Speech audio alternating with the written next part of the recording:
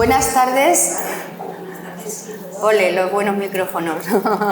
Y bienvenidos una tarde más al Foro de Encuentros con la Cultura, que nos encontramos hoy con mi querida compañera Marta Robles, que creo que es la quinta vez que viene ya a los encuentros. Vino con la trilogía su famosa de Roures y después estuvo con Pasiones Carnales y ahora la tenemos aquí con un libro que, bueno, ya va por la segunda edición. Estábamos hablando ahora y acaba de salir, está ahí tiernecito. Tal vez sea el libro que la crítica más le ha aplaudido a Marta, y mira que siempre la crítica es muy generosa porque lo que ella ofrece es algo que siempre está ahí en los números uno. Y bueno, lo que la primavera hace con los cerezos es un guiño a los poemas al poema de Neruda. Y viene a decirnos un poco a través de 70 personajes de la historia, desde músicos, escritores, cineastas, lo que saca, lo mejor que saca la vida de cada uno. Amores, pasiones, también desamores. Es como un compendio en 13 capítulos que Marta ha ido estructurando y, bueno, vamos a abarcar desde Frida Kahlo a Lorca, al mismo Neruda, a Picasso. Y yo había cosas que leyendo, lo que me gusta cuando cojo un libro de Marta es que aprendo. O sea, hay algunos que escriben de sí mismo, pero Marta se documenta porque este libro es como un fiel reflejo de labor de investigación y documentación. O sea, luego ella lo nutre con esos diálogos que hace, que muchas veces dices, ¿esto es verdad o no es verdad? Porque de esa manera en que ella lo conjuga y que le da ese ritmo a cada uno de los libros. A mí me ha recordado mucho al de Pasiones Carnales, pero evidentemente con distinto tema. Los otros eran pasiones reales y esto es ya te digo, amor puro y duro en muchos momentos. Marta, bienvenida y muchas gracias por estar aquí. Darle las gracias al Ayuntamiento de Benavís por acogernos, por llevar la cultura también más cerca, y pido un aplauso para ella.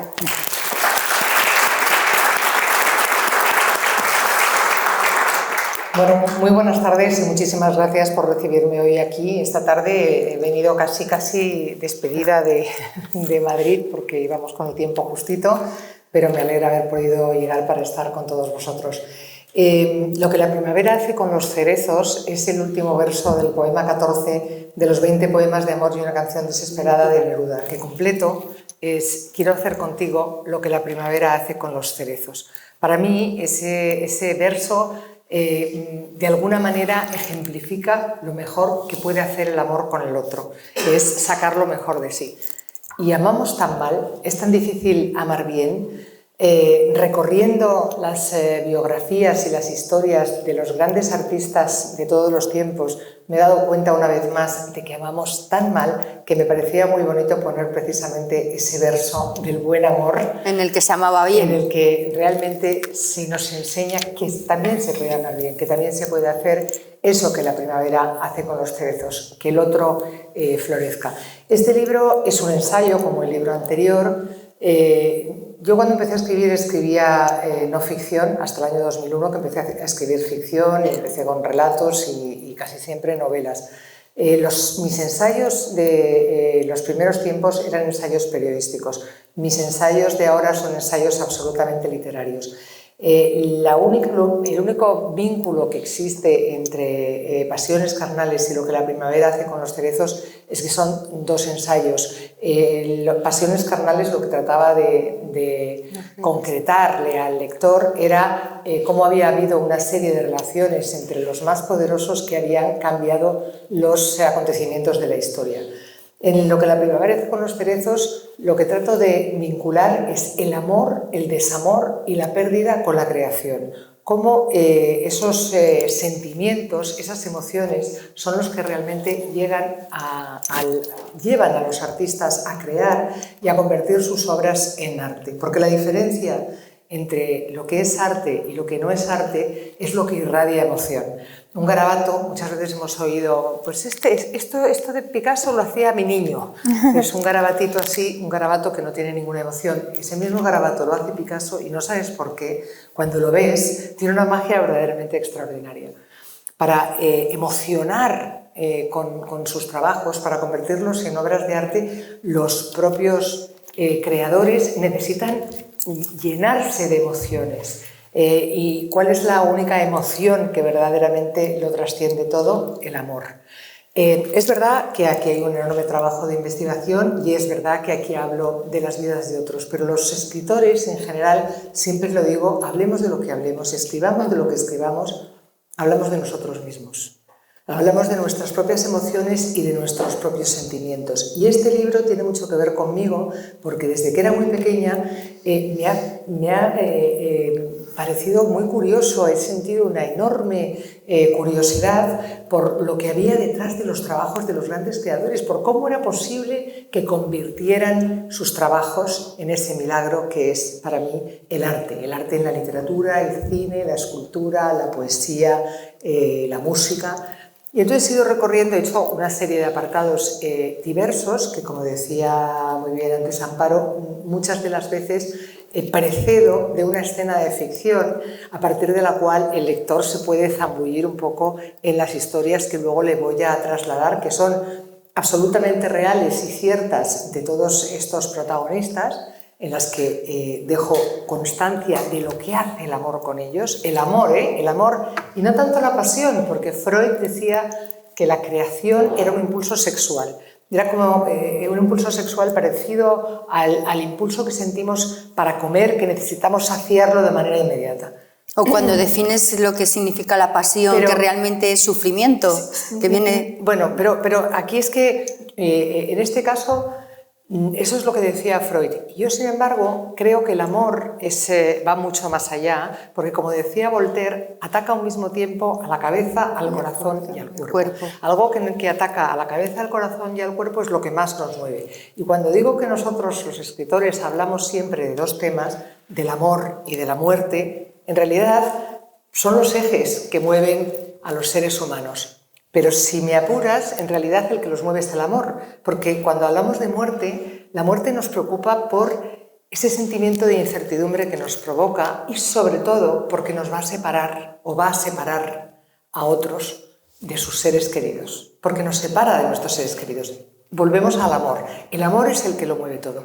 En el caso de los grandes creadores es increíble ver cómo unos u otros, a través del amor o del desamor o de la pérdida, hay grandísimos libros y grandísimos cuadros que nacen del dolor de la pérdida de un hijo, que es otro tipo de amor. Me acuerdo ahora, por ejemplo, de Mortal y Rosa, aquel libro increíble de Francisco Umbral, y tantísimos otros, La ridícula idea de no volver a verte, que escribió Rosa Montero, que para mí es quizás el mejor de sus libros, cuando murió Pablo Lizcano, y tantos libros de pérdida más.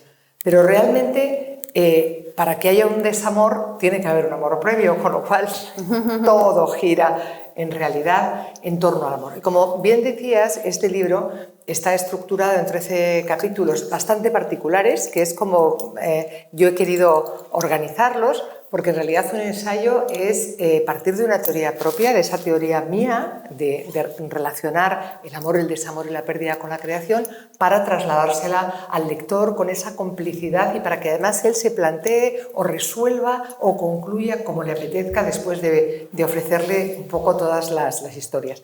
Cada historia de este libro, más allá de cómo la cuente yo, que creo que la cuento de una manera muy personal y muy distinta, y creo que eso es lo más importante o lo que me está conllevando esas grandes críticas que me hacen muy feliz y que agradezco muchísimo, todas las historias son excepcionales, porque las historias de cada uno de ellos son, a veces son tan sorprendentes que vamos a lo que decía Oscar Wilde, que la realidad supera la ficción, y que si un novelista se las inventa, esa gente podría decir, pero qué exagerado, eso no se lo cree nadie, ¿no? Pues es lo que sucede en muchas de las historias de lo que la primavera hace con los cerezos. Y Marta, te has metido en las tumultuosas vidas de 70 personajes. ¿Qué te ha llevado a elegir a unos y a otros a dejarlos en el tintero? Pues lo he hecho de una manera absolutamente caprichosa. Lo he hecho pensando, yo quería que hubiera representantes de distintas épocas, de distintas disciplinas y que todos tuvieran que ver con algo que a mí me había movido o conmovido. Está claro que el mundo del arte es absolutamente inabarcable, con lo cual yo tenía que ser prudente y humilde y saber que no iba a poder meter a todos los que me gustaría, ni aunque viviera 7 vidas, con lo cual tenía que decidirme por aquellos que para mí eran especialmente representativos por algo. Entonces quería que hubiera música, que hubiera cine, entonces hay de todo, porque claro, está desde los Don Juanes. Súper completo. Empezamos con los Don Juanes, que son unos personajes que ahora si quieres hablamos de ellos. Ahora vamos desgranando.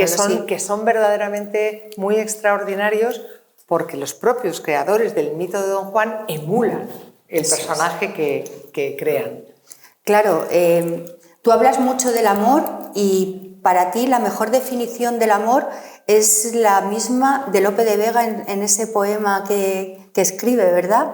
Eso es para ti el amor. Bueno, creer que el cielo en un infierno cabe. Yo creo, ese es el último verso del famoso poema de Lope de Vega, que era un mujeriego, que ahora hablamos de Lope de Vega, que es lo de Lope de Vega, tela marinera. Bueno, yo creo que hay tantos amores como miradas, y lo digo aquí, y yo creo que es exactamente como empieza el libro y que es muy significativo de todo, porque yo empiezo diciendo, hablemos de amor, de pasiones, de sexualidad, hablemos de todo aquello que no somos capaces de entender, pero que necesitamos sentir para saber que estamos vivos. Es posible vivir sin ningún tipo de amor, amor a la humanidad, amor paternal, amor filial, amor cortés, amor romántico, amor de amistad. Hay tantos amores como personas y hasta explicaciones, tantas formas de amar como de mirar. Y creo que cada uno de nosotros, incluso si mira 2 veces, ama de distinta manera. Sí. No hemos amado a nuestro primer amor igual que el segundo, y por supuesto también les pasa a los propios artistas, y determina su obra de una manera muy particular el cómo se haya desarrollado el amor o el desamor. Te vas desde Lope a Ortega y Gasset, que dice que enamorarse es una imbecilidad transitoria, ¿no?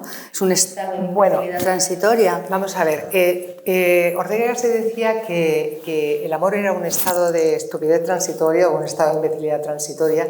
Yo creo que ese era un legado que tenía de los propios griegos. Al final de lo que la primavera hace con los cerezos, hay un capítulo que a mí me divierte mucho, que es una visión muy personal de Grecia y Roma, porque yo estoy un poco harta de que Grecia y Roma sea todo estupendo, sea todo maravilloso, y digo que todo maravilloso, pero que algunas cosas no tan maravillosas. Y muchas de ellas nos las hemos quedado hasta ahora. Sí, ese efecto halo, que lo llamamos efecto halo mucho más adelante, es ese efecto según el cual nos creemos que las personas guapas son todas buenas, que los malos tienen cara de malos. Eso está heredado de la antigua Grecia, donde juzgaron precisamente a una modelo que se llamaba Friné, que se creía más guapa que los dioses, y entonces entró en herejía, y cuando estaban defendiéndola, hubo un momento que la única defensa fue descubrirle el pecho y decir que algo tan bello estaba hecho por los dioses. Si hay belleza no puede haber maldad, ¿no? No podía ir en contra de los dioses, no había maldad. Pero a lo que voy, en realidad en Grecia pasa muchas cosas. En la Atenas del siglo V a.C., las mujeres estaban absolutamente encerradas. Las mujeres vivían encerradas en sus casas, las mujeres decentes. Las que estaban por las calles eran mujeres que se prostituían de distintas maneras y en distintos grados, o sea, por más o menos dinero. Y luego estaban las prostitutas de alta gama, que eran las setairas. Con los hombres, con las mujeres decentes, lo único que hacían era tener una relación en la que procreaban con ellas, y poco más, no se relacionaban en absoluto. Es decir, las mujeres, incluso cuando organizaban los banquetes de los hombres, no podían estar con ellos presentes. Y luego, si ellos llamaban a alguna mujer, era alguna hetaira a la que podían desear, pero no podían amar. Entonces, ¿qué es lo que sucede? que todas las relaciones de los seres humanos a lo largo de la historia de la humanidad se han basado en la desigualdad entre los hombres y las mujeres. Claro, hablas de Roma, cuando estás diciendo lo del tema de Roma, sí, de las mujeres que no podían ni beber. Pero déjame que termine esto, porque si no, entonces, en la antigua Grecia, ¿qué es lo que sucede? Que si las mujeres estaban consideradas de ese modo, encerradas, los hombres vivían la vida y eran sí, los que departían, tenían cuestiones intelectuales, con lo cual los hombres no querían que ellas y el amor que sentían por ellas les perturbara, por eso era como una tontería, y no estaba bien considerado, mientras que sí estaba bien considerado el amor entre hombres, que era la amistad que a veces incluso también tenía la sexo. Permisividad siempre.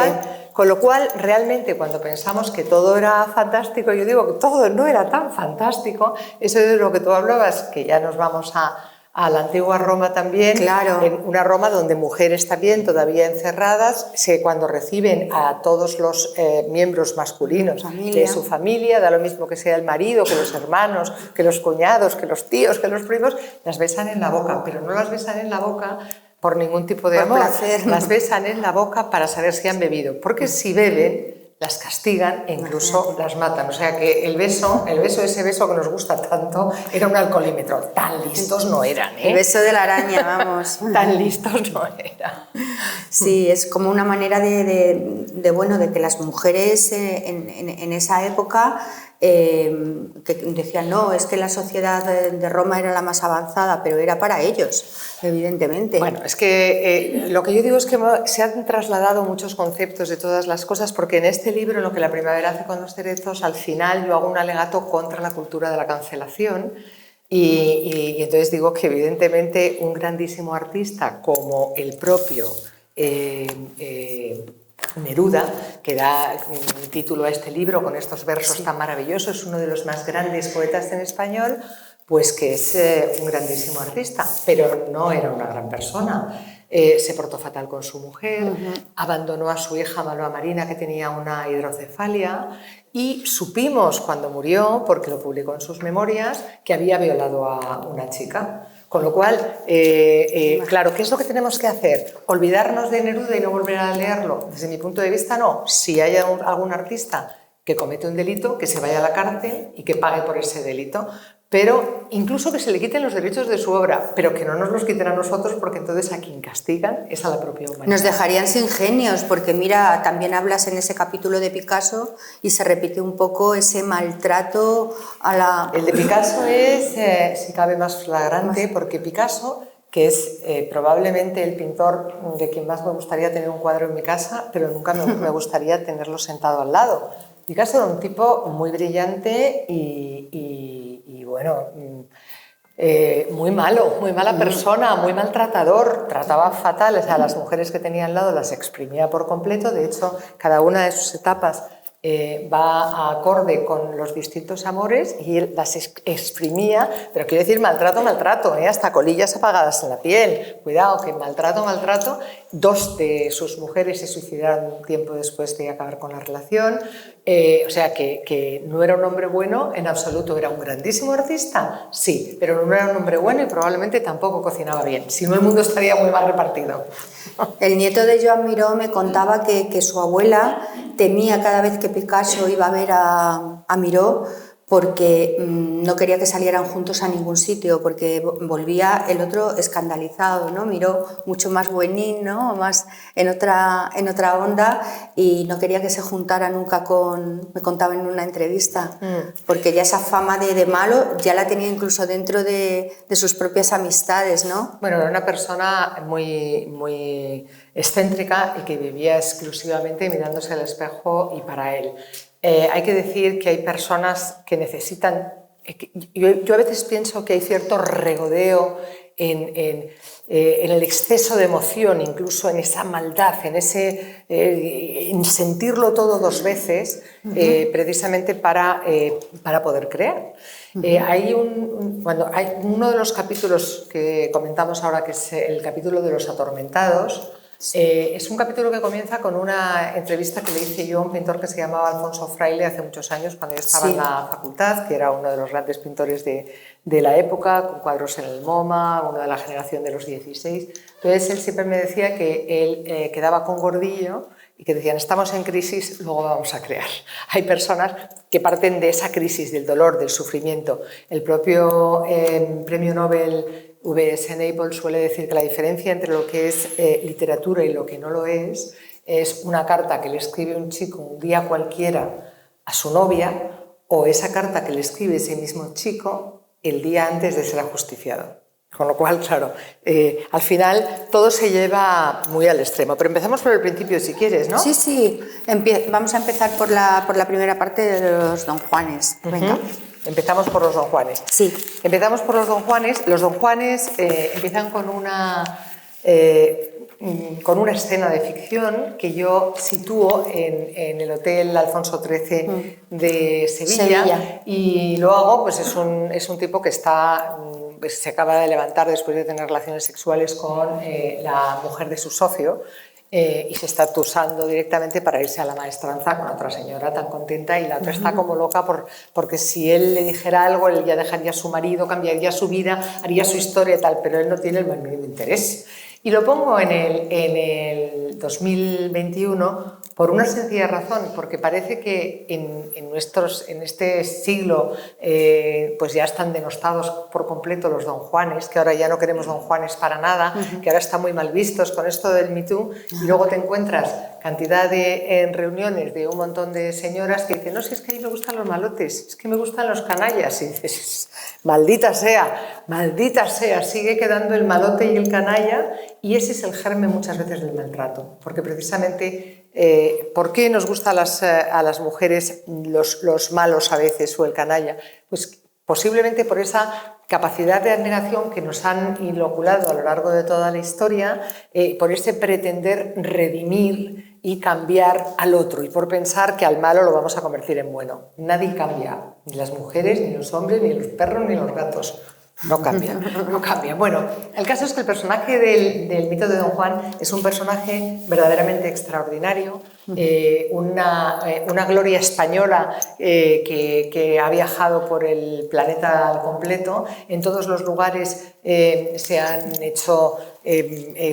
cogido el mito de Don Juan y se han hecho obras de arte diferentes desde el punto de vista de la pintura, la literatura, la música, de todo, ¿no? Entonces, yo he cogido como representantes a los más grandes creadores del mito de Don Juan, que son Tirso de Molina, que es quien lo crea, Fray Gabriel Tellez, Mozart, Zorrilla, Byron y Molière. Y entonces todos ellos, es muy gracioso porque construyen los Don Juanes a su imagen y semejanza. El primero, el que lo crea, el propio Tirso de Molina, como es un clérigo, pues claro, ¿qué es lo que tiene que hacer? Que se le castigue, y entonces tiene castigo. Zorrilla, no, Zorrilla, que era un tipo que tenía una mujer a la que le ponía 80.000 cuernos, iba de uno en otro y de otro, que por cierto escribió su magnífico Don Juan en 21 noches de insomnio, iba de un lado para otro y todo.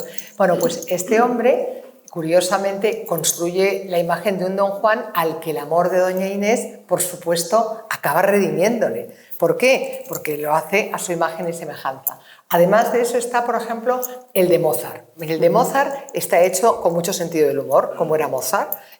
Lo hace con Da Ponte, que era un tipo que tenía muchísimas relaciones, y entonces en torno a eso hace una música muy alegre y un Don Juan que tenía cientos y cientos, miles de conquistas, ¿no? Hay que pensar que Mozart era un tipo bastante particular, del que nos han trasladado algunas imágenes. No nos han dicho que, por ejemplo, toda esa manera de hablar, esa obsesión que tenía con la escatología, tiene que ver con el llamado síndrome de Tourette, que tuvo relaciones con su prima, con la hermana de la mujer con la que se casó, luego tuvo una y otra relaciones. Todo eso está muy recogido, de algún modo, en una coctelera en su propio Don Juan. En el caso de Molière, que es un Don Juan con oscuridad, pues curiosamente es que él tiene una historia muy oscura, porque él tiene una socia con la que monta una compañía de teatro que tiene una hija. Cuando la socia se muere, él se casa con la hija supuestamente de la socia y pasado el tiempo se descubre que lo más probable es que la hija fuera de los dos y se casa con ella. Con lo cual, Byron construye un Don Juan que es muy muy divertido, porque claro, Byron, que era un tipo bastante peculiar, con muchísima influencia de su madre, las relaciones de los artistas con sus madres y sus padres son verdaderamente curiosas. Bueno, pues Byron lo que hace es que tiene 250, no sé cuántas relaciones, pero él construye un Don Juan que lo muestra como si fuera una jovencita inocente que no puede evitar que le conquiste. Entonces, cada conquista que tiene es porque, pobrecillo, soy como una damisela en apuros y no me conquistan así, ¿no? O sea, cada Don Juan está hecho a la imagen y semejanza del tipo. Y es, curiosamente, un personaje que sin ninguna duda sigue estando vigente. Aunque la gente diga, está denostado, pasado de moda. Ja. Bueno, a mí me hace mucha gracia y de aquí voy a saltar, si te parece, a las mujeres fatales, porque yo digo que las Pero luego tocamos el capítulo 2, que es mi favorito, luego el de los atormentados y a los que más les duele el amor. Luego vamos a los atormentados, pero quiero ir de los Don Juanes a las mujeres fatales, sí. Porque las mujeres fatales yo digo que son el hombre del saco de los Don Juanes. Las mujeres fatales no son la réplica de los Don Juanes. Es muy curioso porque los hombres han determinado que toda suerte de mujeres con poder o curiosidad, absolutamente todas, desde Eva, que lo único que hizo fue darle una manzana a Adán, oye, que se la comió él. Bueno, pues desde los tiempos de Eva hasta nuestros días, todas las mujeres que se saltan las normas, todas son mujeres fatales y te pueden llevar a la perdición. Las mujeres fatales, curiosamente, son el hombre del saco de los hombres, de los Don Juanes, no porque quieran tener muescas en el revólver de cuántos hombres van a poder conquistar, sino porque realmente son capaces de saltarse todas las normas establecidas y son capaces de amar cuándo, dónde y a quién les dé la gana. Es decir, son mujeres libres y no hay nada que les resulte más aterrador a los hombres que las mujeres libres. Es curioso porque en el reflejo que yo hago de las mujeres fatales, pues saco a Alma Mahler, saco a Lilia Brick, saco a Colette, saco a mi preferida, por ejemplo, que es Lou Andrea Salomé, que es una mujer excepcional, es una grandísima creadora, con una cantidad de libros, de historias, de artículos, de teorías que defendió. La admiraban profundamente Nietzsche, Freud, se enamoró de ella Rilke, Nietzsche también, otros, bueno, todos. Bueno, pues ha pasado la historia como la coleccionista de genios. En vez de pasar a la historia por su obra y por su importancia, ha pasado a la historia como coleccionista de genios. ¿Por qué? Porque era una mujer fatal, ya ves. ¿Y por qué a Marilyn Monroe la has dejado en el capítulo número 2 de Los Atormentados y no la has metido en Mujeres Fatales? Porque yo creo que Marilyn Monroe era cualquier cosa menos una mujer libre. Bueno, Marilyn Monroe vendía otra cosa, claro. O se ha vendido otra cosa a través de la historia cinematográfica, ¿no? Creo que ni siquiera creo que los que conozcan un poco la historia de Marilyn saben perfectamente que ella era una mujer sometida a varias circunstancias. La primera, una mujer sometida a la belleza. La historia de Marilyn está contada, otro día me decía un amigo mío, yo que soy experto en Marilyn, nunca había disfrutado tanto leyendo. Es maravilloso el capítulo. Es muy bonito el capítulo de Marilyn porque además ella aparece sobre el escenario con ese vestido con miles de brillos que le han hecho, que le han tenido que cerrar sobre la piel porque ella quiere aparecer como si estuviera desnuda y ser la más maravillosa del mundo. Ya el que ha confeccionado su vestido es el mismo que hizo el bañador de Deborah Kerr y ella quiere que sea muy por encima de eso y todo. En realidad el capítulo se llama La mujer a la que la belleza robó la felicidad. Yo creo que fue una mujer nada libre en absoluto, nada libre porque fue una mujer con una biografía de infancia terrorífica, una mujer abusada, una mujer de sitio en sitio, una mujer buscando permanentemente la aprobación de los demás, el cariño de los demás, con una enorme insatisfacción y con una incapacidad de ser libre de ella misma. Ella no podía liberarse de esa imagen que había creado. Incluso ya me ha preguntado gente, ¿por qué pones a Marilyn Monroe entre los creadores? Y la pongo entre los creadores porque ella creó un personaje.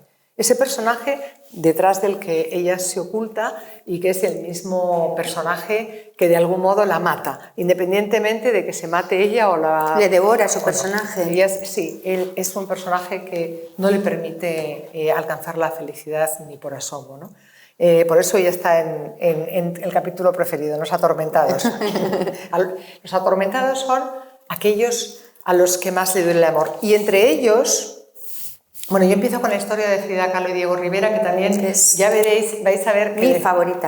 Vais a ver cuando leáis la historia de Frida Kahlo, que aunque hayáis leído mil veces cosas de Frida Kahlo, está totalmente distinta. Vais a descubrir muchísimas cosas porque yo que soy friki de Frida Kahlo, me he visto sus documentales, sus películas... He visto cosas aquí que no las sabía para nada. Y aparte, un poco cómo nos sumergimos en la propia historia, ¿no? Frida Kahlo, sabéis que era una niña que tenía polio y que tuvo un accidente bestial, le atravesó la barra de un ómnibus directamente por la vagina, le salió por la cadera, fue una cosa verdaderamente pavorosa.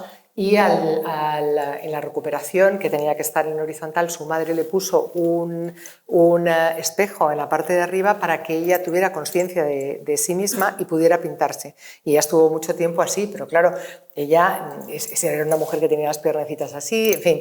Y ella se enamora a ella la llamaban la paloma y a Diego Rivera el elefante. Ella se enamora del elefante cuando va a ver el primer mural de él y por esa pura admiración pues empieza a estallar en ella el amor a este hombre. Y entonces tiene una historia muy tormentosa, no solamente por los propios tormentos físicos y de salud de ella, sino por todas las traiciones que se van sucediendo una detrás de otra y por las pérdidas, porque ella se queda embarazada varias veces y su cuerpo no admite tener hijos. Y entonces ella todo esto lo deja plasmado en distintos lienzos. Ella cuando tiene su primer aborto hace un cuadro muy significativo. Aborto en Detroit, ¿no? Aborto en Detroit. O cuando de pronto la traiciona a su hermana Cristina, tiene el cuadro, la traiciona a su hermana Cristina, porque claro, él le pone los cuernos numerosas veces, pero cuando le pone los cuernos con su propia hermana, y es la hermana en la que más confía, su hermana pequeña, entonces es en ese momento en el que ella pinta un cuadro que se llama Los Piquetitos, en los que aparece una mujer apuñalada, que es un poco las canciones de despecho que estamos viendo ahora de Shakira, una canta la canción y la otra lo hace pintando. Claro, pero al final... has dicho tú lo de Shakira, pero es que la que se hace un Shakira realmente es la última mujer de Diego Rivera, que cuando se casan y están en esa boda, que ella no es invitada, las piernecitas de Frida, como ha dicho Marta, y lo describe ahí, eran pequeñitas y debilitadas, y esta que estaba, bueno, pues imaginaros, su marido se casaba con otra, le levantó las faldas y dijo, me deja por esto, ¿eh? Eso es un Shakira en toda regla. Bueno, pero ¿sabes lo que pasa? ¿Sabes la diferencia? Que esa que le levantó las faldas y enseñó sus piernas y sus botitas rojas y dijo, me deja por esto y tal y cual, en esa fiesta, no tenía ningún tipo de arte que ofrecer. En el caso de Shakira, de uno tiene suerte. Que desde aquí la felicitamos, que hoy su cumpleaños, ¿eh? Por eso, Shakira, Miley Cyrus, también es el de Piqué. Y también es el de Piqué, que ya han estado todo el día, que si tiene una 10 años más y otro 10 años menos. Bueno, el caso es que volvamos aquí, volvamos a nuestro sitio. Lo que yo digo es que realmente las personas que son artistas y que tienen algún tipo de capacidad de concretar artísticamente sus sufrimientos, sus dolores, sus amores, así lo hacen, ¿no? Igual que los momentos de máxima pasión y de máxima emoción también quedan reflejados en cuadros, en versos, en todo, pues Shakira hace esto, Miley Cyrus hace la otra canción que me gusta más, por cierto, y ya puestos, y Frida Kahlo hace todo esto. Bueno, en fin, Frida Kahlo tiene una historia enormemente tormentosa, que yo acabo diciendo que con todo, porque pasan muchas cosas, hay un momento de su vida en el que ellos se separan, luego se vuelven a casar, en fin, tienen todo, pero lo más bonito de ver o de leer, creo, en este libro es ver cómo incide todo eso en sus propias obras. Y yo acabo resolviendo diciendo que ella le echó un pulso a la vida y se lo ganó, porque la vida le puso todas las trabas para que ella no viviera. Y anda que no vivió. Vivió mucho más que casi todos nosotros. Hasta el amor femenino, ¿no? Con esas cartas que escribió luego para Chabela. Con Chabela. Y alguno más. Por ahí tiene... lo que pasa es que ponemos las que tienen más incidencia, porque no se trata de recoger, no son biografías, esto es simplemente saber cómo el amor y el desamor mueven esas obras de arte, ¿no? La historia de Frida y de Diego Rivera es verdaderamente muy bonita, pero hay una historia que yo no sé si vosotros conocéis, si habéis leído a Salgari cuando erais jóvenes. Emilio Salgari es un hombre que todos pensábamos cuando éramos niños que debía ser, pues eso, ese capitán fantástico que había recorrido el mundo y que nos llevaba a los sitios más extraordinarios y exóticos. Y resulta que ni era capitán ni prácticamente se había movido del sitio donde él vivió. Él tiene una vida absolutamente tormentosa y terrible. Se casa con una actriz de teatro que se llama Ida y a la que él la llama Aida por Verdi. Bueno, la historia es absolutamente pavorosa y ni siquiera para su último acto, cuando ella se acaba volviéndose loca, porque era el tipo que más vendía en su tiempo, y los editores le hicieron unas jugarretas terroríficas y no tenían prácticamente para comer, no tenía para pagar absolutamente nada. Y cuando su mujer la ingresan en un manicomio y se la tienen que llevar a un manicomio público y ni siquiera él puede pagarle un manicomio en mejores condiciones, él es cuando decide suicidarse. Y se suicida, además, se hace un harakiri, pero ni siquiera con un arma de rango, sino con una navaja de afeitar. Una cosa terrorífica, o sea, es un recorrido, no sé cómo vamos de tiempo, si no os lo leería. ¿Queréis que os lea un poco? Léelo, sí, vamos por lo menos un poquito para que veáis cómo... Os lo he contado ya, pero... Sí, pero lo describes... No, verdaderamente da mucho susto. Sí. A ver... Podía haber sido un martes cualquiera, pero no lo sería. Tampoco un martes más del calendario de su vida, ni un martes menos. Sería el último. Poco antes de las 8 de ese martes, que luego queda en el recuerdo con la fecha completa, 25 de abril de 1911, Salgari se viste con su traje gris de fiesta y sale de casa. Antes de hacerlo, se despide con ternura de sus 4 hijos. Ida, su esposa, Aida, como él la llama en honor a Verdi, no está. Se la han llevado a un manicomio público. Ni siquiera ha podido costearle uno que no fuera del Estado. La miseria se le pega al cuerpo como si fuera la densa humedad de uno de esos lugares exóticos tantas veces imaginados. Es imposible deshacerse de la sensación viscosa y repugnante que le provoca. Aunque tal vez es el sudor del alcohol. Lleva tantos días bebiendo que su piel parece exhalar licor. Nota un mareo permanente, una especie de resaca constante que envuelve la realidad en una especie de nebulosa. La realidad, piensa, ni siquiera difuminada es soportable. No importa, ya no tendrá que aguantarla más. Ese martes dejará de ser un martes cualquiera en muy poco rato y pasará a ser el martes de su muerte, la muerte de Salgari. Todo se acaba, hasta lo que más duele. Hay que celebrarlo, se dice ahora, mientras esboza una sonrisa triste y se aleja del portón del Paseo Casale 205, caminando con lentitud hacia los bosques del Valle San Martino. Tiene 49 años, casi todos vividos en paraísos distantes, construidos desde la fantasía. Su vida habría sido distinta de haber podido recorrerlos, oler sus perfumes, luchar contra sus bestias, convivir con los piratas, amar a mujeres extraordinarias. Mira el reloj, como si le importara la hora. Son las 8 en punto. Está en la esquina de Vía Monteu d'Apo, en la perpendicular a Casale que comienza en la iglesia Madonna del Pilone. Aún podría volver atrás, pero no lo hará, de ningún modo. Quiere seguir, recorrer los terrenos cada vez menos edificados, contemplar los cultivos y subir hasta Villarrey. Le cuesta, no es joven, ni está en buenas condiciones. El alcohol, el tabaco, la pena. Respira con dificultad. Recuerda por un momento la sonrisa de su esposa, algunos días felices junto a sus hijos, escribir, vivir, comer, un poco de humor para soportar la vida, la normalidad. Sigue caminando. Ahora, tras doblar a la derecha, el sendero estalla en verdor. La vegetación se vuelve mucho más frondosa. Es un lugar muy bello. Lo ha recorrido 1 y 1000 veces con toda la familia, llevando a sus hijos pequeños en brazos y una gran cesta del picnic repleta de viandas. La última vez, hace tan solo 8 días. ¿Qué ha ocurrido en esa semana? Ni siquiera lo recuerda con precisión. Todo y nada. Se ha mirado en el espejo y ha encontrado esa miseria pegajosa que ya no resiste ni un minuto más. Atisba a su derecha ese pequeño manantial que tanto les gusta a sus hijos y sigue caminando a través de una vereda de abedules que le conduce hacia el final del bosque. Allí hay una pequeña montaña que escala.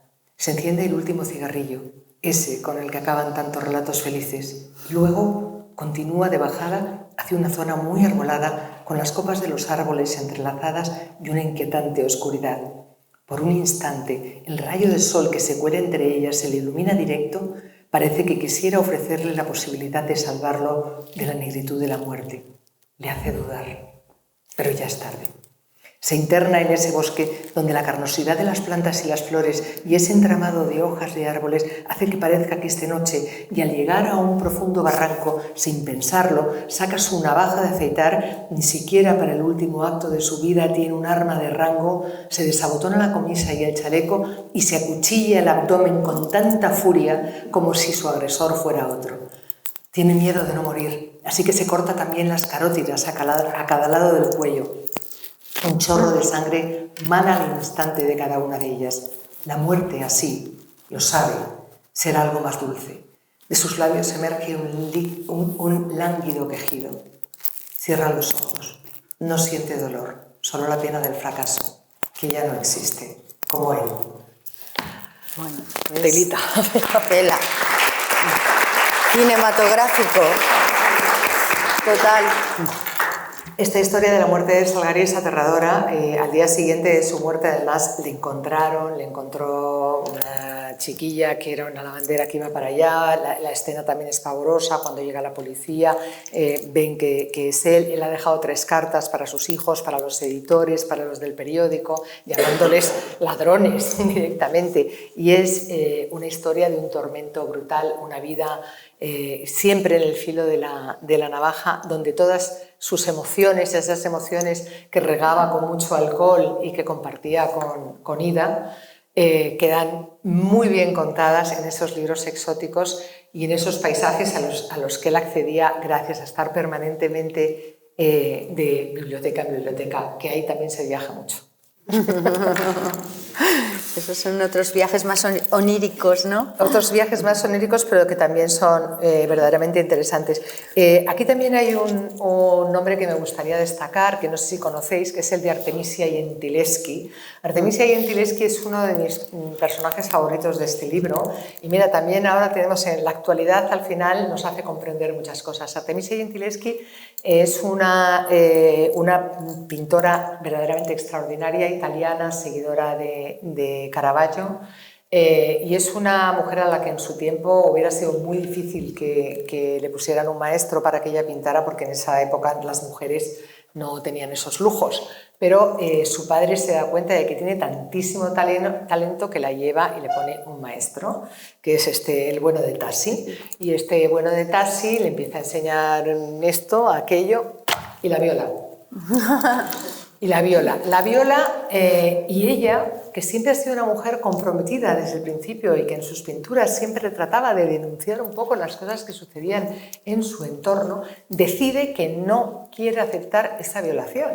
Y en ese tiempo es impensable, imaginaos, si están las cosas como están ahora, en ese tiempo es impensable que una mujer pretenda denunciar a un hombre por una violación. Tú te callas, te aguantas y se acabó. Pero ella consigue que el tribunal se reúna y que le tomen declaración. Pero claro, para que le tomen declaración tiene que haber un plus. Para que ella tenga algo de credibilidad tiene que haber un plus. ¿Habéis visto lo que pasa ahora con el tema de la chica esta de Dani Alves, que ha dicho que pase lo que pase, ella no quiere ninguna cuantía, no quiere ninguna indemnización, porque parece que si se derivara alguna cuantía, pierde credibilidad. Entonces ella pierde credibilidad. Bueno, pues en el caso de Artemisia Gentileschi, para tener mayor credibilidad, lo que hacen es torturarla mientras declara.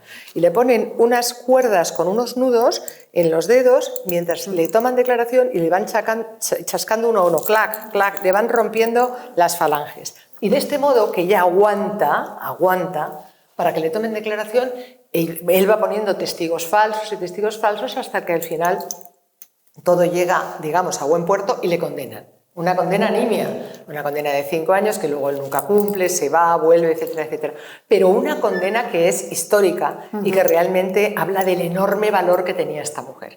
Mira, pues esta mujer, teniendo una talla como la de Caravaggio, sin embargo, ella empieza a partir de ese momento a hacer unas pinturas reivindicativas y brutales. Hay una de ellas que es muy famosa, que es la de Judith cortándole la cabeza a Holofernes, y esta es una de ellas, pero en todos les da cera a todos los hombres, ¿no? Bueno, pues con la talla que tiene pictórica esta mujer, de pronto se eclipsa y desaparece. Hasta los años 70, que en los años 70 las mujeres feministas recuperan la historia de Artemisia Gentileschi y recuperan el arte que tiene, y por fin esta mujer, comparada incluso con Miguel Ángel, vuelve a recuperar su sitio y tiene un lugar, por ejemplo, en la Galería Uffizi. En los Uffizi de Florencia. Florencia. Con lo cual, es una historia realmente increíble, ¿no? De cómo las emociones. Esta mujer, al final, amor, desamor, desgracia, despecho, todo siempre en el mismo lugar. Bueno, hay muchos aquí, de todas las que hay, claro,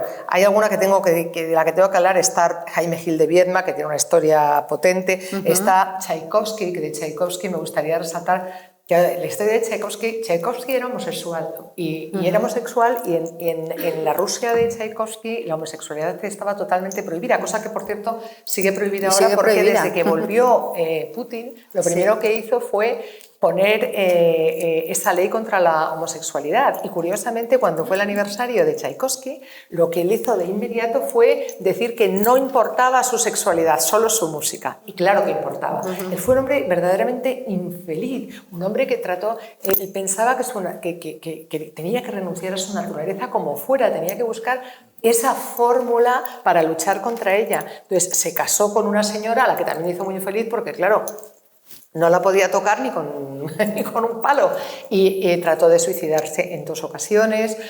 Bueno, tuvo una vida de verdad muy desgraciada, y al final, si no se suicidó, le suicidaron, porque él bebió agua sin hervir en los tiempos del cólera, sabiendo lo que eso suponía, justo después de que le hubieran descubierto un amor con uno de sus sobrinos. Entonces, la historia es pavorosa. Las historias de las sexualidades diversas, es tremendo pensar cómo a lo largo de la historia de la humanidad el hecho de no comprender las otras miradas, las sexualidades diversas, ha llevado a un enorme sufrimiento a todos los que tenían esas sexualidades diversas, pero más aún a los creadores, porque tenían exposición pública. Y entonces se les condenaba de una manera atroz, que luego llegaremos... Como Dalí y Lorca, que también sí, explicas... pero en el caso de Dalí... Pero sin sexualidad, no, por media. Pero en el caso de Dalí y Lorca, si quieres lo abordamos un poquito más adelante, porque ellos no tienen este sufrimiento, no lo tuvo Lorca en este aspecto, ni tampoco lo tuvo Dalí, pero sin embargo hay personas que sí que han pasado por unas enormes desgracias, precisamente por tener una manera diferente de amar. Por tener una manera diferente de amar. Y aquí voy a meter una cuñita con otro de los que están aquí, pues te digo, de los que hay aquí, por ejemplo, si alguien sufrió una barbaridad, por ejemplo, fue Oscar Wilde. Oscar Wilde pasó de estar haciendo la importancia de llamarse Ernesto y de ser el tipo que más adeptos tenía, que más admiración provocaba, a que se supiera que él tenía una relación homosexual y acabara en la cárcel, le quitaran los derechos de sus obras, bueno, estuviera vilipendiado, tuviera un sufrimiento terrible, y la única que le ayudó fue su mujer, curiosamente. Es una cosa... Para que llame la atención. Pero cuando digo, hay algo que me llama la atención, porque cuando hablo aquí de las relaciones abiertas, que por cierto hay que tener una cabeza muy extraordinaria para tener una relación abierta, hablo de 2 artistas que son Allen Ginsberg y Peter Orlovsky. Allen Ginsberg es uno de los padres de la generación Beat y era un hombre que era homosexual. Y Peter Orlovsky era un chaval que en principio no se había planteado ni hacer poesía y era heterosexual. Se conocen y se enamoran. Se enamoran y tienen una relación abierta, uno con hombres y el otro con mujeres, y entre ellos. Bueno, pues esta relación entre ellos es una relación de amor que dura toda su vida. Y además hace lo que la primavera hace con los cerezos. Sacan el uno del otro lo mejor. Así que ante esto hay que decir que se aman las personas. No también como Arthur Miller, que, no también, se aman los sexos. Que también sacas al final la mujer, Arthur Miller y la amante. Arthur Miller no, es Miller. Henry Miller. Henry Miller. Pero esto es otra historia. O sea, esto que estaba diciendo es muy curioso porque hay un homosexual, un heterosexual y ellos tienen unas relaciones, cada uno con uno, pero una relación abierta y entre ellos amor que dura siempre. La de Henry Miller, Anais Nin y June Mansfield es un trío, y como en todos los tríos, casi nunca el triángulo es equilátero, son triángulos de lados diferentes, ¿no? Porque realmente en este caso Anais Nin estaba con Henry Miller sin que lo supiera su marido, se acostaban en la habitación de al lado. Y cuando llegó la mujer de Henry Miller, se acostaba con Henry Miller sin que lo supiera Henry Miller, ni lo supiera el marido, y al final, bueno, en fin, un batiburrillo. Un putiferio que dirían por aquí por Andalucía, ¿no? Tenían un batiburrillo brutal.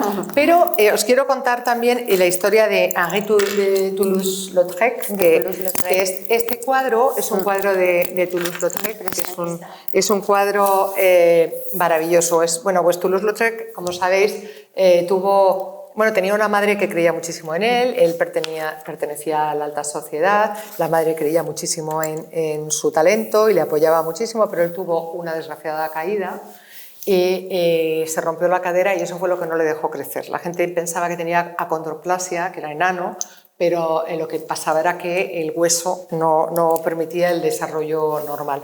Y curiosamente ese problema físico hizo que la sociedad le apartara muchísimo, y él se refugió en los prostíbulos de París. Y lo que más dinero y reconocimiento le dio a Toulouse-Lautrec, lo recordaréis, fue todos esos carteles que hizo de Le Moulin Rouge, que eso fue con lo que se ganaba la vida. Pero realmente él le encargan una serie de cuadros de sus amigas, que son las prostitutas de París. ¿Vosotros qué veis aquí? Pues son dos mujeres. ¿Quién ha dicho dos mujeres? Son dos mujeres. Normalmente nadie sabe que son dos mujeres. Yo diría que este cuadro ni siquiera en absoluto es 100%. Ni siquiera es un cuadro de pasión. Hace poco me dijeron que alguien eligió... alguien eligió esta misma portada en 2012 o 2014 para una reedición de unos cuadros de Sade. Y digo, pues muy mal elegido, porque esta no es una escena de pasión. Esta es una escena cotidiana. Lo que quiso resaltar el propio Toulouse-Lautrec era algo curiosísimo. En su tiempo, en el siglo XIX, en este París, la homosexualidad está prohibida. Pero el lesbianismo ni siquiera se contempla, ni siquiera les pasa por la cabeza que puedan existir relaciones entre mujeres. Solamente existen cuando los clientes se las piden a las prostitutas en los prostíbulos y ellas se relacionan entre sí. Pero lo cierto es que las prostitutas entre sí tienen muchas relaciones lésbicas y muchas veces muchas relaciones cotidianas de amor y de cariño. Y esta es una escena cotidiana de cariño, no una gran escena de amor o de pasión. Es curioso porque engaña la vista, ¿verdad? Todo el mundo habéis dicho lo mismo. Es que en el amor, como en casi todo en la vida, todo es espejismo. Todo es espejismo. Continuamos. ¿Con quién quieres continuar? Pues vamos a continuar con... ¿Con los promiscuos? ¿Quieres con Lope de Vega? Venga, y con Galdós? Vamos con Lope de Vega. Bueno, Lope de Vega. Vamos a ir, si te parece, un poco mezclándolos a ellos para que tengamos aquí. Hemos pasado de los homosexuales y los heterosexuales. Ay, perdón, pero es que antes de eso no nos podemos saltar a los más negros, que los más negros van de Patricia Highsmith, Raymond Chandler, Simenon. Los que más le gustan a ella de novela negra, además, total. Son excepcionales y tienen unas historias curiosas. Hay que pensar qué tienen en la cabeza para crear tanta historia negra, y es curioso porque tienen unas historias de amor y de pasión que son muy significativas y tienen mucho que ver con lo que escriben. Fíjate, Simenon, que escribía constantemente y a todas horas, que era capaz de acabarse una novela en una semana, Pues dice que tuvo 10.000 amantes.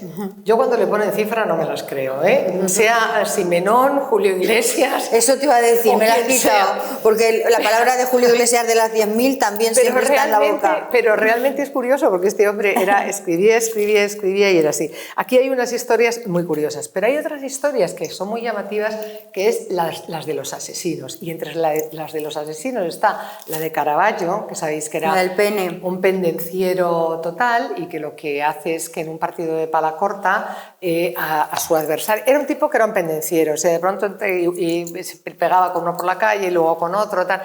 Era un hombre curioso, porque lo recordaréis en los cuadros de Caravaggio, las caras de las Madonas o las caras de los papas o de tal, en realidad las caras de las Madonas están sacadas de las prostitutas romanas, y todos los representantes de la Iglesia que aparecen en sus cuadros son los más miserables de la sociedad. O sea, él juega, porque eso lo puede hacer solo él, porque tiene tantísimo talento que van detrás de él para que pinte, ¿no? Pero él es un pendenciero, es un tipo complicado. Y entonces, en un partido de pala corta, con su adversario, decide que quiere cortarle los testículos. Y al cortarle los testículos se le va la mano, le corta la vena esta que hay aquí, la aorta, ¿no?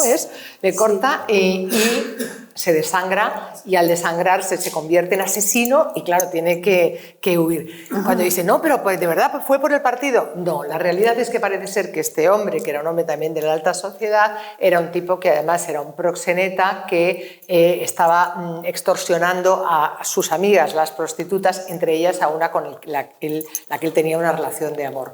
Pero es curiosa toda la historia, y lo curioso es cómo él mete a sus amados, a la gente que valora, en los cuadros que le coloca la Iglesia. Es de las cosas verdaderamente más sorprendentes. En los asesinos está también una mujer cuya historia habréis conocido hace relativamente poco, que se llama Nancy Crampton, que esto sí que es gracioso. Una señora que se dedica a escribir manuales sobre cómo matar a tu marido y lo acaba matando al suyo. Es una cosa absolutamente sorprendente. Y luego hay un personaje aquí que es increíble, que es Anne Perry. ¿Vosotros conocéis a Anne Perry? Anne Perry es una escritora de novela negra británica, súper premiada, tan considerada como Agatha Christie. Una mujer que vive en un pueblecito británico, rodeada de gatos y rodeada de rosas y tal. Bueno, pues esta señora, cuando tenía 15 años, con su amiguita del alma, mató a la madre de su amiga. Las dos la mataron con un ladrillo que metieron en una media y le dieron 45 golpes a la madre. Esto se ha descubierto hace relativamente poco, porque estas niñas que vivían en Australia, ellas tenían un mundo particular entre ellas, que la gente no sabía si traspasaba las líneas de la moralidad o no. Eran unas niñas que no tenían, o sea, prácticamente más mundo que el suyo. Entonces, una de ellas, Pauline, que era la amiga de Juliette, que era como se llamaba Anne entonces, tenía un diario en el que le iba apuntando todo. Y cuando se separan los padres de Juliette y deciden que se van a volver a Inglaterra, pues estas niñas dicen que quieren vivir juntas, que ellas, si viven juntas, van a tener un montón de cosas para hacer, ¿qué tal? Entonces, la madre dice que de ninguna manera, de hecho las llevan al psicólogo porque no saben cómo están sus mentes y tal. Intentan por todos los medios que me voy a ir a Sudáfrica, porque además habían estado las dos enfermas, y la madre de Pauline dice que bajo ningún concepto. Entonces ellas en el diario deciden cómo matar a la madre, pero es que lo clavan, lo ponen todo con pelos y señales, y aquí la coges, la agarras, la das, empiezas, luego va. Bueno, total, que se van con la madre un paseíto, y el paseíto es tela. El paseíto van andando tan contentas hasta que de pronto la coge y empiezan a darle con los ladrillazos. Los ladrillos, hasta que ella implora, por favor, implora, me vais a matar y tal. Y luego salen corriendo y le dicen a la gente que se ha caído. Claro, a la policía le cuesta, imaginaos, 3 minutos averiguar que no se ha caído con todos los golpes que tiene, porque además está la piedra del delito justo al lado. Y además de eso, claro, una se quiere exculpar a la otra, pero claro, cogen los diarios y se dan cuenta de que era premeditación, alevosía, y que eran las dos. Una la sujeta y otra la pega, pero en definitiva las dos la crimen de diseño total, ¿no? Como ellas, crimen premeditado y alevoso, aunque ya la alevosía no exista en el código. Pero el caso es que estas niñas, al ser menores, en fin, salen de la cárcel unos años después y empiezan a recuperar su vida con nombres diferentes. Eso sí, lo que les dicen es que nunca más pueden volver a verse. ¿Vale? Muy bien. Pasan los años y los años y los años y un director de cine que se llama Peter Jackson, recupera, no se sabe de qué modo, los diarios de Pauline y hace una película que seguro que alguno habéis visto que se llama Criaturas Celestiales, donde cuenta exactamente esta historia pavorosa. Y a partir de ese momento, ¡pum!, se destapa la historia de Anne Perry y la gente empieza a saber que esta escritora fabulosa es una asesina. ¿Vosotros creéis que pierde un admirador, uno solo? No. Los gana. Gana más.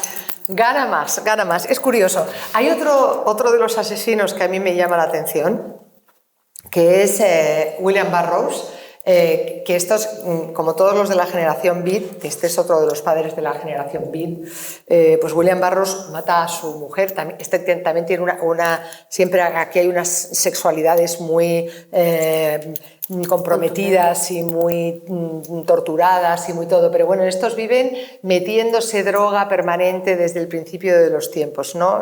Os lo tenéis que leer porque merece la pena, pero el capítulo del asesinato es que es verdaderamente pavoroso porque en realidad justo en medio de ya la miseria humana, porque él tenía una familia que era bastante rica, que le pasaba un dinerito y tal, pero claro, ellos se metían tanta droga, tanto alcohol, tanto todo, que claro, no tenían lo suficiente y al final lo dilapidaban. Al final tiene que proponerse vender el arma que él tiene para conseguir pagar más droga, ¿no?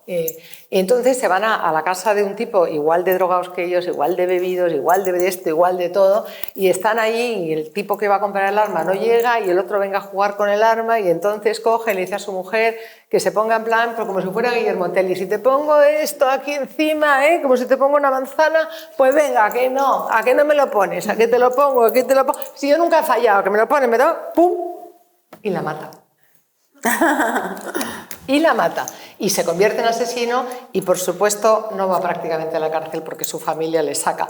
Pero él dice, este hombre es un hombre importantísimo en el mundo de la literatura y de la música, tiene una influencia brutal, es un hombre que dice que se convierte en escritor justo después de ser asesino, para que veáis lo que es ese constante batido de sentimientos que hace que los artistas de uno u otro modo llenen sus obras de arte, curiosamente. Bueno, y Pasolini, a Pasolini le asesinó un chapero también. A Pasolini se supone que le asesinó un chapero. Pasolini es un hombre también que sufre terriblemente por su sexualidad y por no poder amar como él querría amar y que él basa toda su obra precisamente en esa otra forma de amar y en ese otro sexo. O sea, todo ese sentimiento suyo está presente en los documentales, en las películas, en todo lo que hace. Y al final, porque además él al principio le acusan de haber tenido unas relaciones con niños jóvenes, que luego además sale absuelto siempre, pero bueno, al final de su vida tiene una relación con un chapero y tras esta relación aparece muerto de una manera terrible, apaleado y atropellado. Meten en la cárcel a este chico, al tal Nino Pelosi, al chapero, pero con el paso de los años, bueno, hay un misterio que os recomiendo que leáis. Sí. Es que no vamos a hacer spoiler, que os lo cuento estamos todo. Haciendo un spoilerazo que no veas, que está la gente aquí. No, es curioso porque la historia es muy sorprendente porque no se sabe si la mafia estaba por detrás, o sea, hay varias teorías diferentes. Bueno, si pasamos a los más promiscuos, que tienen mucha gracia, y estamos con Lope de Vega. Lope de Vega era un hombre que basaba toda su vida y toda su obra en el amor. No solamente tuvo 11 mujeres y ya no sé cuántos hijos, incluso al final de su vida, siendo clérigo, tuvo una última mujer, mucho más joven que él, por cierto, qué raro. Eso te iba a decir, qué raro. Una mucho más joven, bueno. Y era curiosísimo porque tenía tal capacidad también para producir y era tan brillante que aparte de toda su obra literaria y de las obras de teatro que que eran extraordinarias, pues él escribía cartas de amor. De hecho, hace muy poco hicimos una reproducción de sus tareas de escribidor en la puerta de la casa de Lope de Vega, escribiendo las cartas para otros, cartas de amor, ¿no?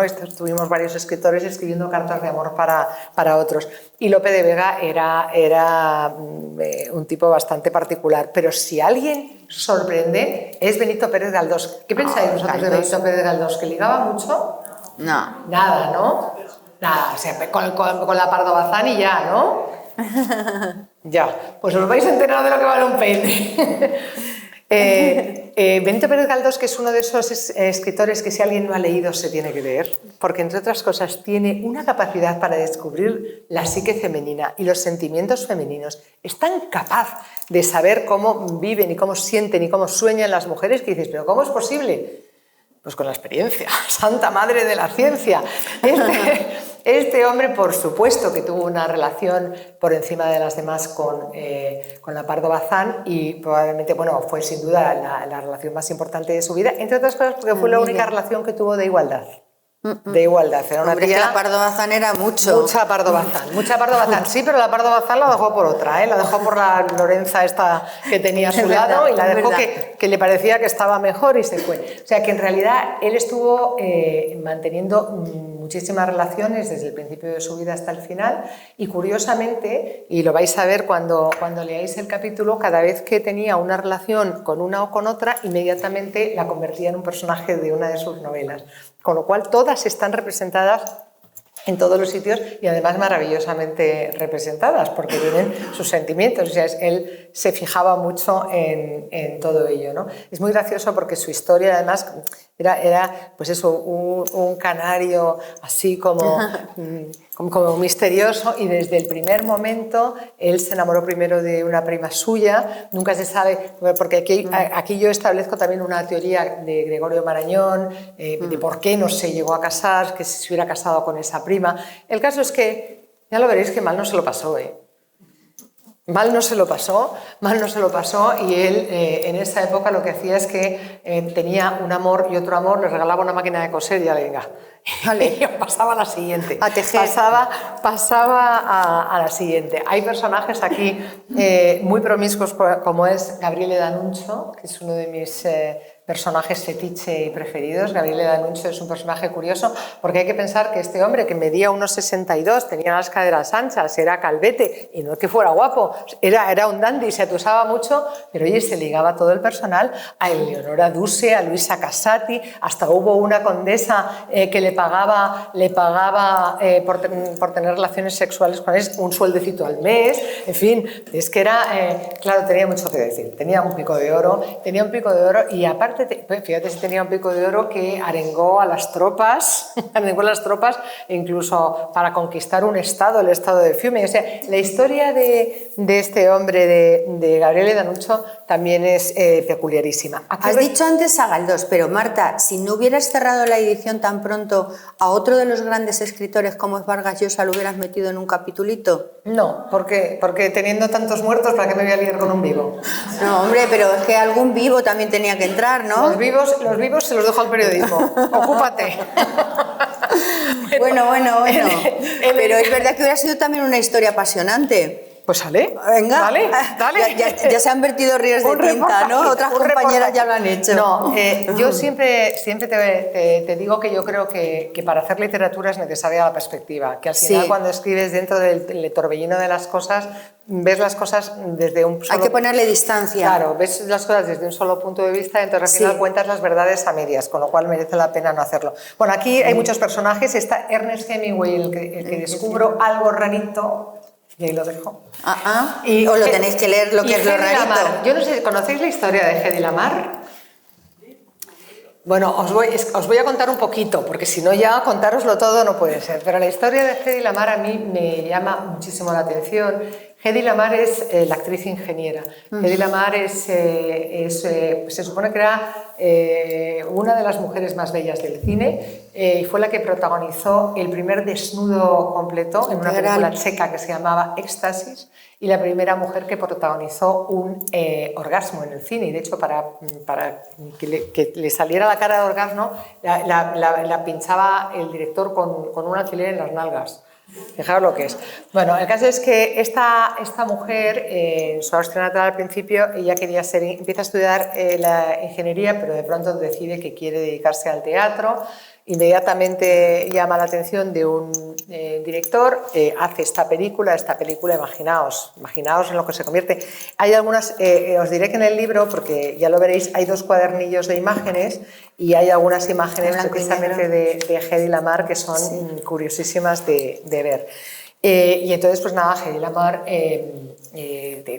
después de hacer esta historia, resulta que un tipo que se llama Friedrich Mandel la conoce, se enamora locamente de ella y se quiere casar con ella. Sus padres le obligan a casarse con ella, lo cual es bastante curioso porque ellos eran medio judíos y se casan con este tipo que era el que le vendía las armas a Hitler y a Mussolini.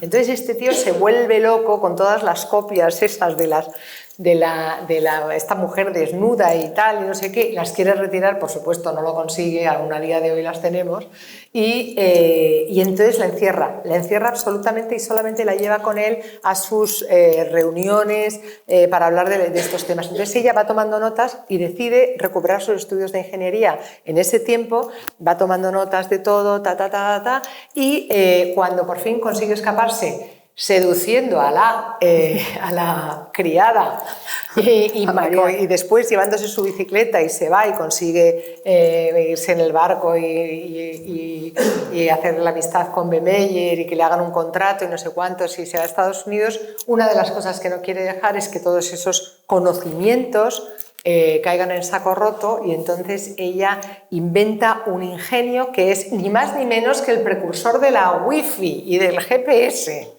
Ese es el día del inventor en Austria está dedicado a Hedy Lamarr. Pero esta mujer es tan guapísima y se mete en el cine y de pronto ya tiene ese puesto en el cine que cuando va a ver a los oficiales del ejército para poner el ingenio a su disposición, le dicen que ella es muy guapa, que ella lo que tiene que hacer es vender besos, como las otras. Y entonces ella se olvida de todo eso y empieza a caer a arrastrar un amor detrás de otro, una operación detrás de otro, y tiene una vida muy tortuosa.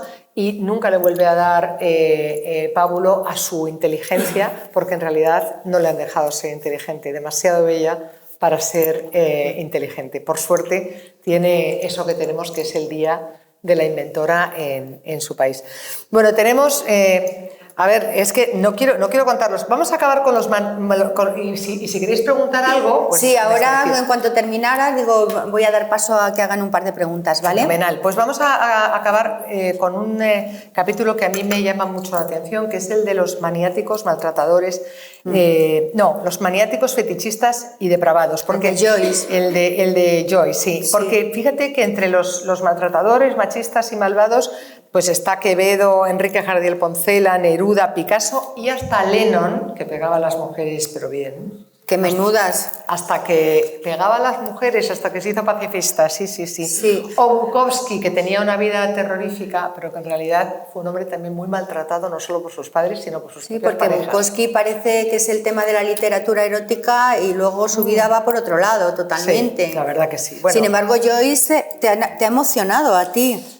Bueno, la historia de James Joyce y Nora Barnacle me parece una historia bastante particular. Ellos se conocen en la orilla de un río y tienen una manera de un encuentro que es absolutamente literario y que yo describo en pura literatura porque es muy emocionante. Sí. Incluye sexo, por cierto, desde el principio, y no me extraña porque la verdad es que las relaciones de esta pareja nunca estuvieron exentas de pasión.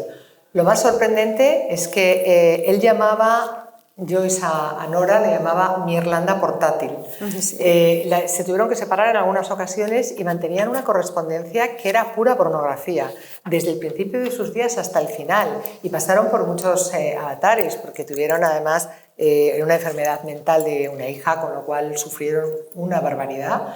Y sin embargo, esa historia que ella muchas veces decía, no querría haberme enamorado de este hombre porque era una historia tan intensa desde principio a fin que a veces la superaba, ¿no? Pero realmente vivieron una historia llena de amor pasional, que es muy difícil mantener la pasión, esa llamada pasión, durante toda su vida. Y a mí una de las cosas que más me ha emocionado es que todas las mujeres que aparecen en toda la obra literaria de James Joyce son Nora Barnacle, incluida la Molly Bloom del Ulises, que es esta mujer que habla sin puntos ni comas y tal. Y ella decía, yo no quiero leerlo porque no quiero verme.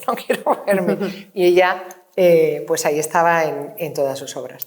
Y aquí, en este apartado, está también la historia de Charles Dickens, que era mesmerista, un tipo bastante particular, mesmerista hipnotista, en fin, una historia bastante particular que conviene que os leáis. Y voy a acabar, si os parece, con la de Lewis Carroll, que he titulado El amigo de las niñas.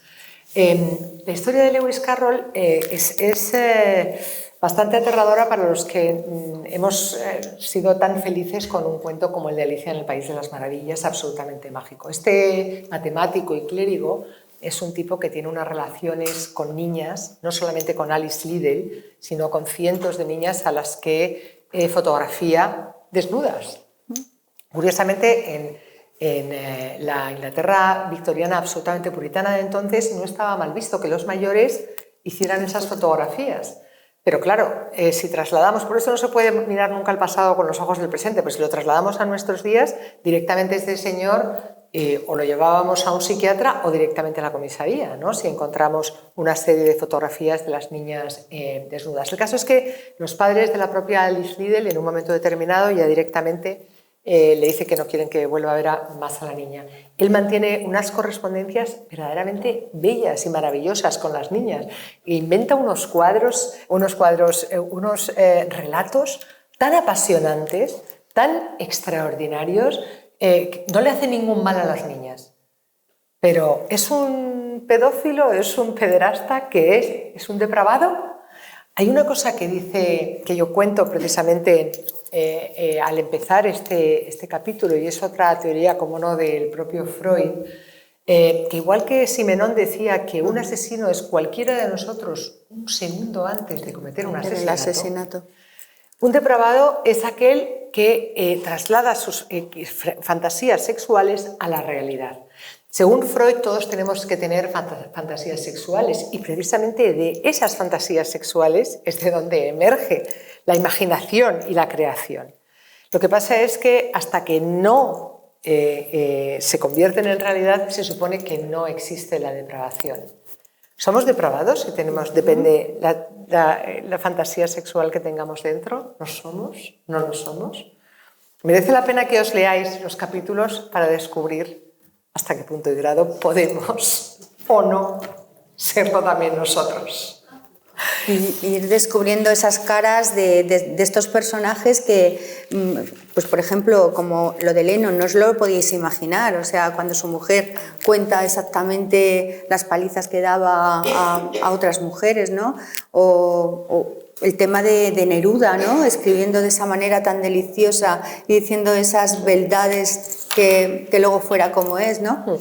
Pues las últimas palabras de este libro, como buenas historias de amor, Marta las tiene para su marido y me ha parecido precioso, dándole las gracias por todo lo que le apoya siempre en cada novela, como está ahí siempre Luis al pie del cañón. Bueno, es que debo decir que es muy difícil convivir con un creador porque somos unos inseguros permanentes y entonces yo más que ninguno. Entonces yo a mi marido le enseño hasta WhatsApp que voy a escribir. ¿Tú crees que escribo esto o que escribo lo otro? Con lo cual es como déjame en paz, ¿no? Déjame en paz, ya no puede ser. Es el primero en leérselo. Es el que lee todos mis libros y como digo, casi todos mis correos, porque si no, y lo mando esto o no mando esto.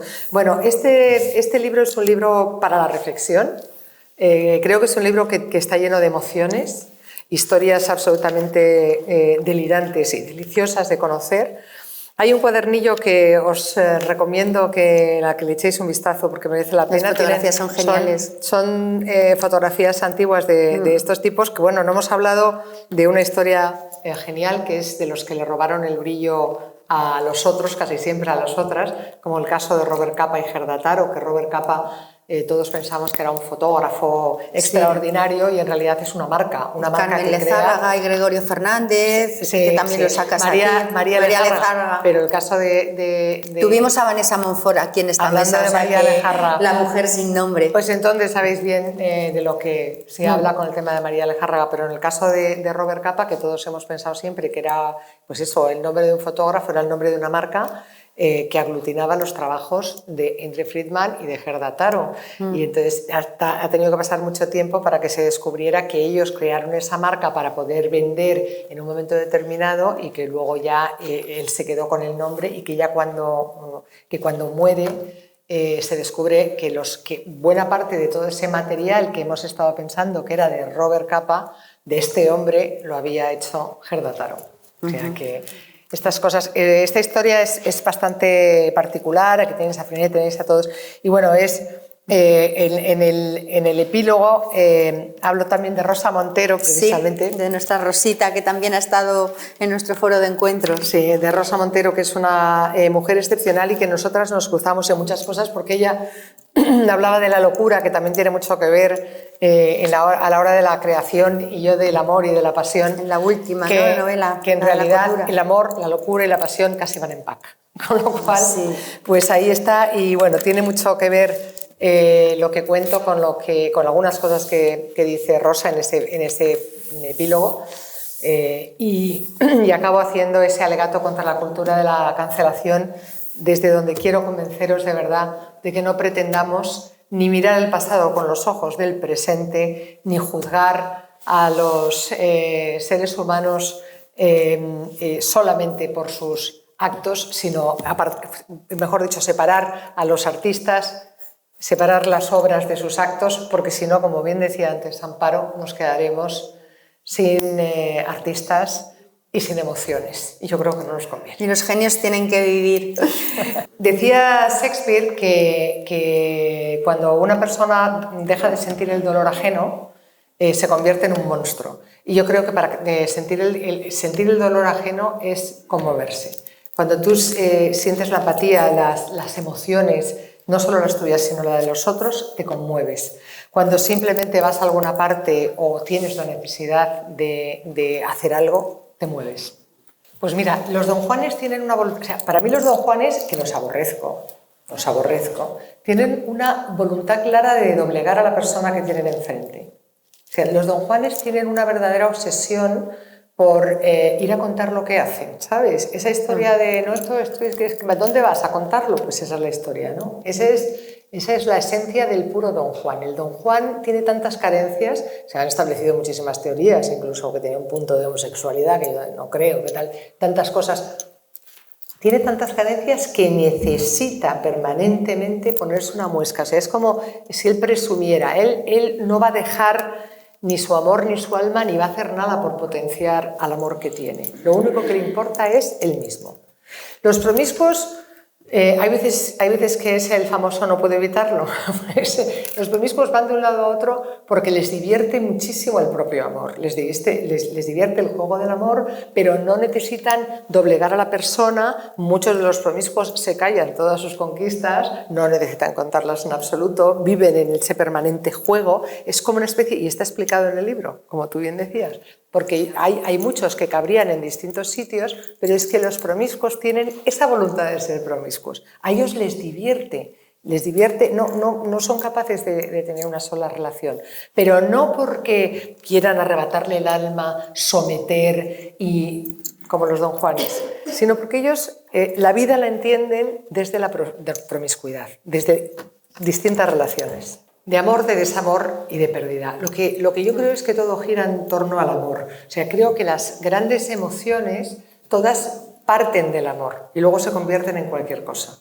Es decir, desde el principio te decía que amar bien es muy complicado. Mira, mi última novela se llamaba La chica a la que no supiste amar y era una novela de trata de mujeres con fines de explotación sexual. Y en definitiva, de lo que hablaba era de lo mal que amamos. Y hasta dónde puedes amar y hasta dónde llegan los sentimientos y hasta dónde tienes que aguantar o no, hasta dónde empieza ese primer amor tóxico. Yo creo que todo tiene que ver con el amor, tiene que ver con ese sentimiento que es el que realmente nos provoca los volcanes, ¿no? Los volcanes y las iras, que empieza con ese estado de imbecilidad transitoria que yo creo que es la pasión, esa pasión arrebatada que hace que solamente pienses en el pie del otro y entonces ahí sí que te vuelves un poco tonto y no puedes hacer nada. Pero cuando si se llega al amor, el amor es capaz de las cosas más extremas que nos podemos imaginar. El amor no solamente de pareja, el amor de una madre por un hijo, el amor de un padre por su hijo también, el hijo por un padre, el de la amistad. O sea, hay amores de verdad que te sorprende lo que son capaces de hacer. Yo creo que son todos amores, no que sean buenos amores. No que sean buenos amores. Porque también hablas de los amores tóxicos. Claro. O sea, y siguen siendo amores. Son malos amores. Lo que pasa es que, claro, tendemos a pensar que, claro, ponemos el amor como si fuera, pero es que el amor no sabemos ni lo que es. En cada momento y en cada caso es el amor. Yo no recuerdo quién era quien decía, que era también un escritor, pero no recuerdo quién decía que hay esa famosa anécdota de que cuando estás en la cama y sientes la pierna del otro permanentemente al rozar la tuya y te entran unos nervios tremendos y el deseo aparece, es de los mejores momentos de la vida, pero cuando ya no sabes si esa pierna, cuando pasan los años y no sabes cuál es la pierna del otro y cuál es la pierna tuya, es cuando si te la cortan te duele como si te hubiera cortado la tuya. Pues así, el amor yo creo que tiene muchos momentos, el amor se transforma, el amor tiene muchas cosas buenas y muchas cosas malas, y el amor es como un potro desbocado o como tener unos huevos fritos en una sartén, tienes que estar todo el rato moviendo porque si no se te queman, ¿no? Entonces, creo que todo es amor, pero no todo es buen amor y desamor, al final, ese sentimiento. Aunque este libro tenga 15 páginas de bibliografía, en realidad este libro no lo podría haber escrito de ninguna manera si no fuera parte de mi propia biografía. Es decir, las vidas de todos los artistas que aparecen aquí tienen que ver con mi propia vida porque han estado en mis estanterías y siempre he tenido, lo que te decía al principio, esa enorme curiosidad de descubrir de dónde emerge el milagro de la creación. A mí me provoca una inmensa admiración pensar pues que de pronto hay algo que se transforma en arte en cuestión de segundos o que hay alguien que va buscándolo toda la vida y no lo consigue, ¿no?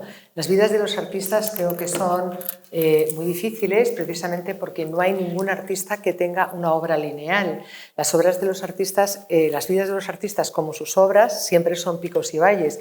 Un artista hace una obra de arte o una grandísima novela y nunca sabe si la siguiente será mejor o peor, ni siquiera si va a volver a hacer una obra de arte. Por eso viven en permanente zozobra y por eso buscando permanentemente ese sentimiento para intensificar el significado de lo que ofrecen en sus obras y poder convertirlo en arte al dotarlo de muchísima emoción, ¿no? Yo creo que aman las personas, no los hombres o las mujeres. Creo que a lo largo de la historia de la humanidad están los sexos y luego están los géneros, es decir, el género es aquello que la sociedad nos ha determinado a los hombres y a las mujeres a lo largo de la historia. Las mujeres eran más sensibles, más no sé qué, más tal, más cual, y los hombres más. Pues si quitamos todo lo escrito, en realidad las mujeres y los hombres, dependiendo del momento, podemos pensar de manera igual o de manera diferente, pero es que cada hombre y cada mujer es distinta también a las otras mujeres o a los otros hombres, con lo cual yo creo que cada uno ama como puede. Cada uno ama como puede y dependiendo de sus circunstancias. No es lo mismo amar en una sociedad como la nuestra que tener que amar en un pueblo perdido donde no hay agua. No es lo mismo amar en España que en Nigeria y donde la precariedad te lleva a que seas captada por una mafia de la trata de manera instantánea, ¿no? Yo creo que todos amamos dependiendo de nuestro momento y también dependiendo de cómo nos sintamos amados. Y si te fijas, cuando leas este libro te vas a dar cuenta de una de las cosas que más determina nuestras maneras de amar a lo largo de la vida, es nuestra relación con nuestros padres. Es curioso porque aquí está la historia, por ejemplo, de Patricia Highsmith, que es una de mis escritoras de novela negra preferidas, y es una mujer muy curiosa que pintaba con una mano, escribía con la otra y tenía dos vidas. Tenía la vida real y tenía otra vida que era en sus diarios, escribía de una manera pero brutal a todas horas, ¿no? Y esta mujer tenía esa dureza que ella tiene y ese incluso ser capaz de conseguir que te caiga bien el mano, lo hace desde un dolor que ella tiene, que es la broma permanente de su madre, que desde el primer día se quiso quitar su embarazo bebiendo aguarrás y se lo dijo a ella y se lo comenta permanentemente. Y eso incide en su vida y en la dureza y en no ser capaz de dar el amor como lo tendría que haber dado. El amor, las cosas malas... Bueno, para empezar, el amor es un animal salvaje que no se puede dominar muy bien, con lo cual el problema del amor es que a veces lo que hace es que baña de espejismo al ser amado. Muchas veces lo que hacemos con el otro es que nos empeñamos en que reaccione de esta manera, en que haga esto, en que haga lo otro, porque eso es lo que tendría que hacer según nuestros ojos, según ese espejismo stendhaliano que le hemos puesto sobre él, ¿no? El amor es que a veces es muy mentiroso, luego además el amor te vuelve muy vulnerable, el amor hace que seas más fácilmente traicionable, el amor a veces te hace reaccionar de una manera enormemente egoísta, el amor a veces no piensa más que en el propio amor y se olvida de todo lo demás, así que tiene unas cuantas cositas malas el amor, ¿eh?